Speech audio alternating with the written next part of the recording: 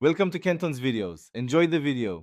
In this video, I will explain how to replace a Ford F-150 taillight.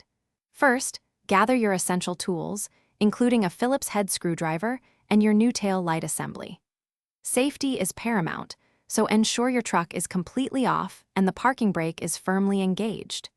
You will then locate the two retaining screws positioned on the inside edge of the tail light housing, which securely hold the entire assembly in place. With your Phillips head screwdriver, carefully remove the two retaining screws you located earlier. Once the screws are out, gently pull the entire tail light assembly straight back, away from the truck's body. Be mindful not to force it. Next, twist each of the three bulb sockets counterclockwise to release them from the old housing. Now, take your new tail light assembly. Carefully insert each of the three bulb sockets into their corresponding openings on the new housing, twisting them clockwise to secure. Align the new tail light assembly with the mounting holes on the truck's body.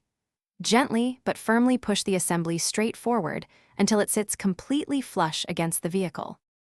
For the final step, reinsert the two Phillips head retaining screws into their original positions.